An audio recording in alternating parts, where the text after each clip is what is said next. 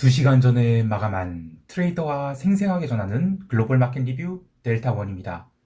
우리 증시는 종합주가 지수 2500선을 넘는 강한 상승을 보였지만 오전장이 상승을 이어가지 못했고 해외 시장 또한 주가가 고르게 눌렸는데 변동성은 전혀 오르지 못한 쉬어가는 장세를 보였습니다. 그리고 엔화가 147엔 초반까지 급락하였는데요. 엔화 콜옵션은 이번 바닥에서 기어코 6더블을 기록하고 조정을 받기 시작했습니다. 시장 어떻게 보고 있는지 대응 전략과 함께 이야기해봅니다. 먼저 아시아 세션 갑니다. 우리 증시는 갭 상승 출발 후 초반에는 눌림이 나온 듯 했는데 외국인이 현물 매수가 꾸준히 유입되다 보니 12시까지 추가 상승을 이어갔죠. 결국 장중한 때 338.55선까지 상승하게 됩니다. 하지만 외국인들이 현물 매수는 의외로 삼성전자에 집중되지 않았는데요. 삼성전자를 800억, SK하이닉스를 140억밖에 매수하지 않았죠.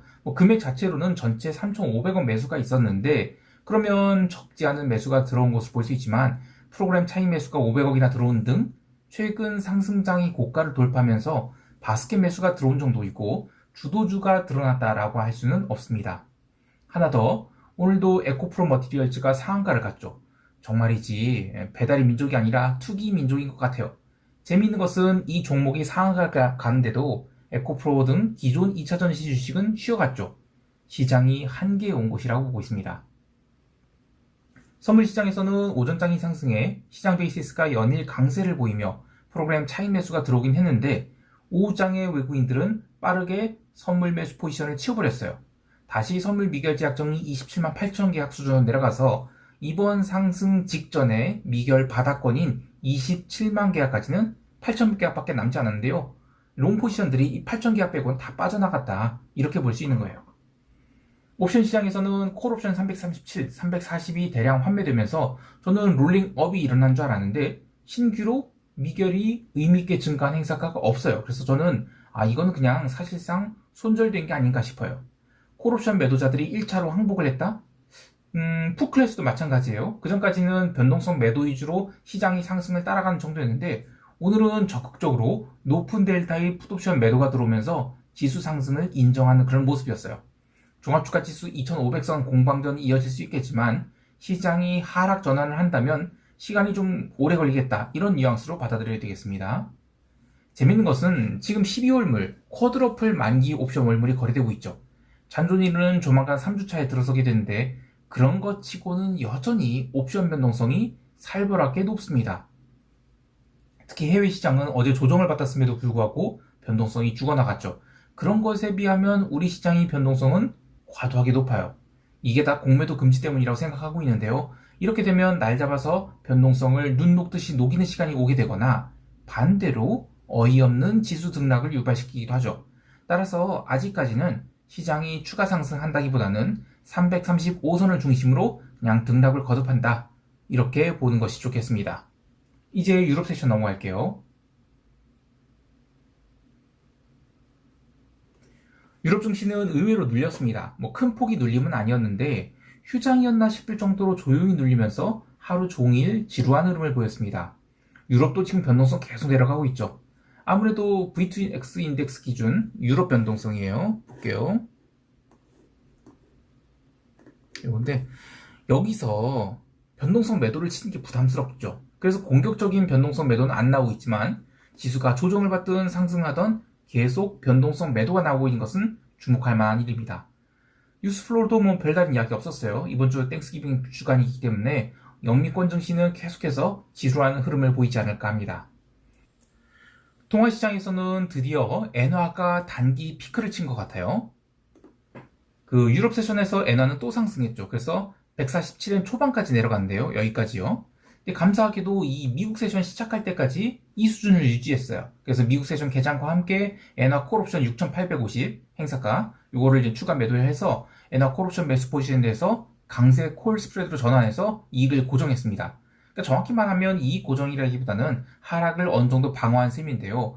이 매수한 옵션이 오늘로써 6더블이 났죠. 사실 변동성 찌그러져 있는 상태에서 여기서부터 여기까지 하락을 했으니까 콜옵션 6배 정도는 충분히 날 수 있는 상황인데 단기간에 이런 시세가 나면 아무래도 차익 실현 욕구가 생기죠. 결국 유럽 세션 마감부터는 엔화가 시간가치 상승하면서 시간가치 감소가 나오면서 다시 148엔대로 움직였고요. 그리고 콜옵션은 단기적으로 의미 있는 고점을 찍고 밀리게 됐어요.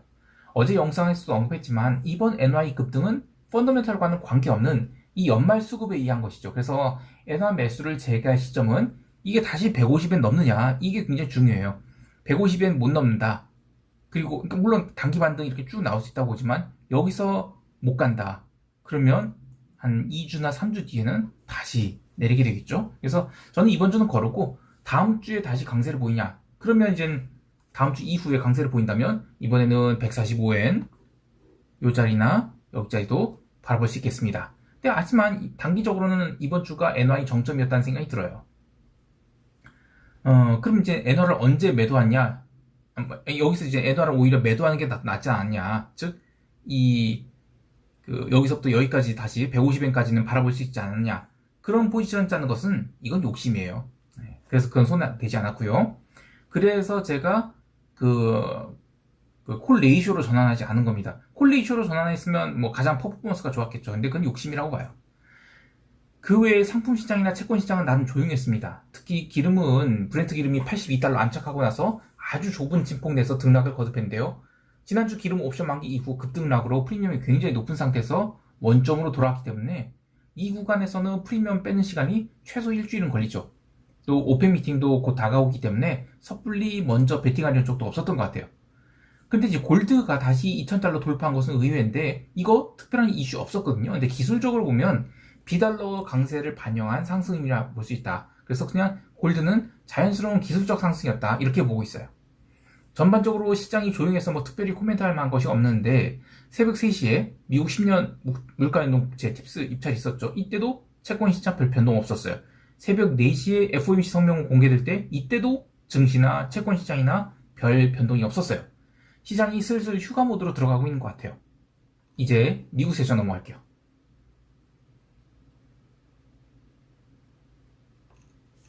미국 지수는 본장 개장 전부터 약간 이상한 흐름이 있었어요. 특히 유럽 세션이 시작되면서 나스닥 선물이 점점 밀리기 시작했는데요. 본장 개장 전에는 이미 나스닥 선물이 0.5% 이상 하락해서 이게 뭐지 하는 생각을 하셨을 것 같아요. 개별 종목에서는 브로드컴이 프리마켓에서 마이너스 2%대 출발을 한 등 그동안의 신고가를 경신해왔던 나스닥 상위 테크 종목들이 이유 없이 음봉이 나와서 고민을 하셨을 것 같아요.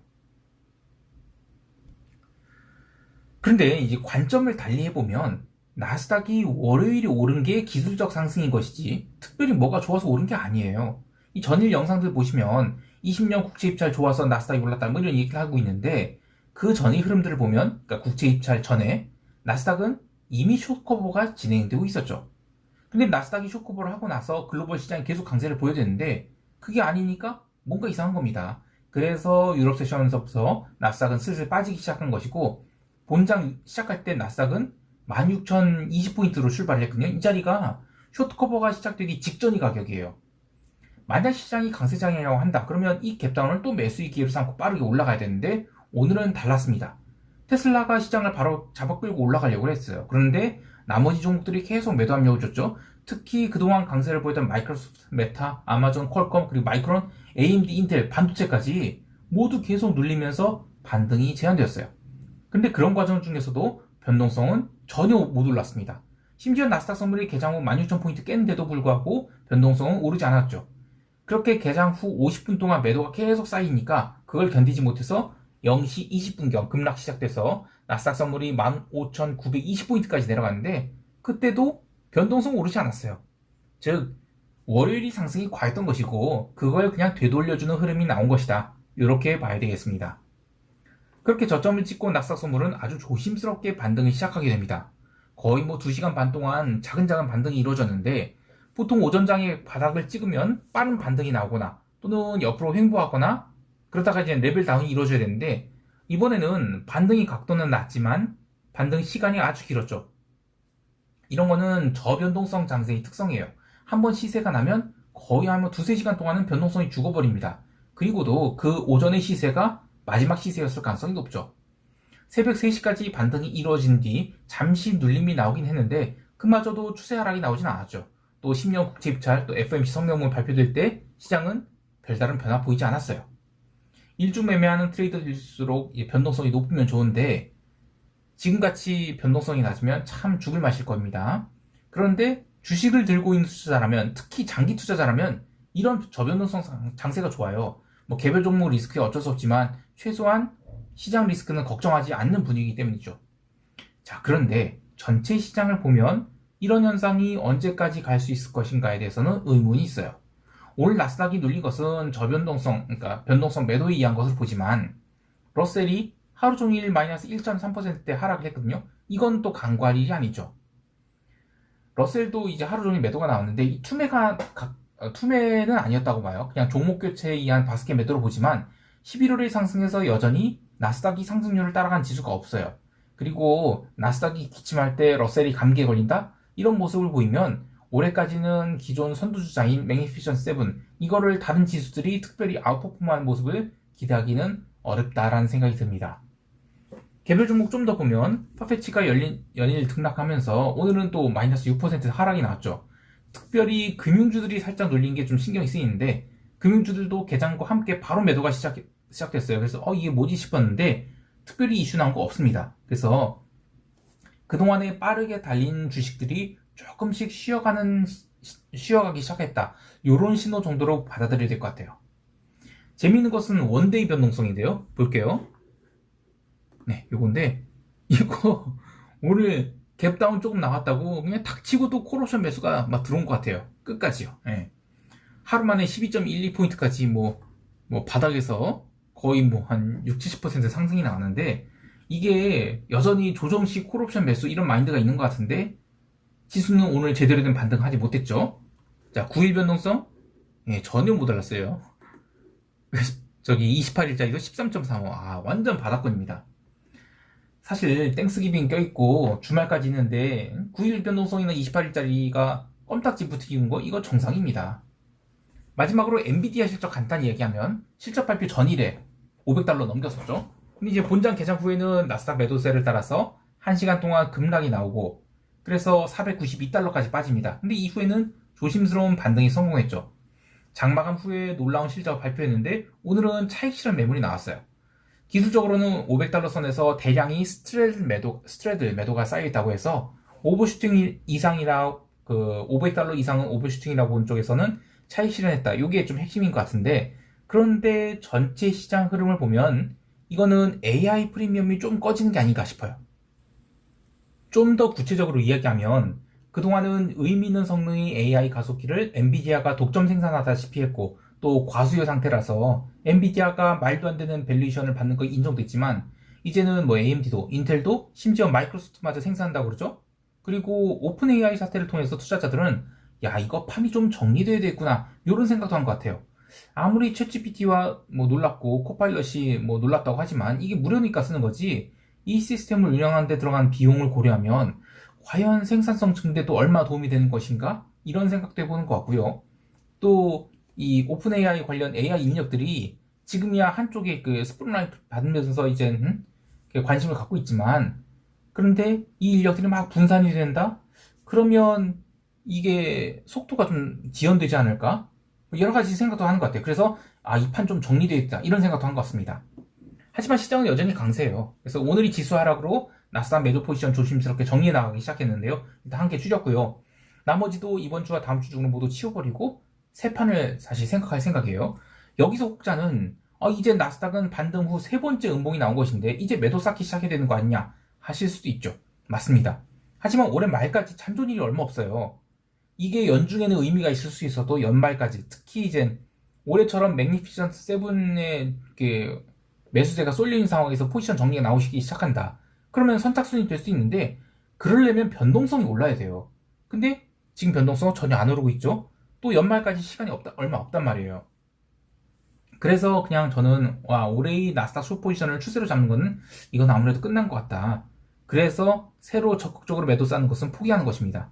물론 고가권에서의 기간 조정, 가격 조정 이 정도는 얼마 나올 수 있다고 봐요. 그래서 그 기회를 통해서 짧은 구간에서 숏을 보긴 하길 텐데 일단은 기존에 끌고 오던 숏은 청산하고 생각을 할 것입니다. 이제 시장 총평하면서 대응 전략 이야기할게요.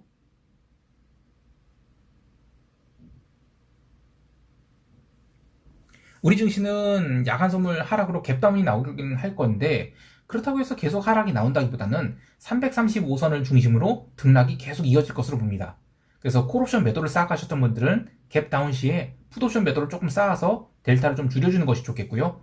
그렇다고 해서 뭐 델타를 강력한 롱으로 밀어붙일 필요는 없는 그냥 종합주가 지수 2500선을 중심으로 이번 주 내내 등락을 한다. 이렇게 보고 대응하시면 좋을 것 같아요. 그리고 에코프로 머티리얼즈 같은 주식들을 잘 보면서 이 주식이 언제쯤 무너질까? 요거를 보면서 시장이 센티먼트 파악하는데 활용하시면 좋겠어요. 해외 시장도 마찬가지인데 나스닥이 다시 16,000포인트 이하로 내려갔다고 해서 지수가 그냥 계속 내려갈 것이다. 이렇게 보진 않아요. 어떻게 보면 그냥 이상적인 5일선 조정을 받은 것으로 보이는데 혹여 추가 하락이 나온다 하더라도 그 15일 상승이 나오고 그 11월 15일 이후로 상승이 나오고 난 그리고 회용포한 자리가 있죠. 그 자리로 회귀하는 정도의 눌림만 보고 있어요. 그래서 대음봉을 뭐 보거나 그러진 않습니다. 오히려 그 자리로 회귀하게 되면 11선 조정이 발생하게 되죠. 그럼 그때는 나머지 숏포지션 모두 걷어낼 생각입니다. 이제 땡스기빙까지 하루 남았는데요. 최대한 소극적으로 거래하시면서 다음 주를 맞이하실 수 있기를 바랍니다. 오늘도 성공 투자하시길 바라고요. 이상 델타원이었습니다. 감사합니다.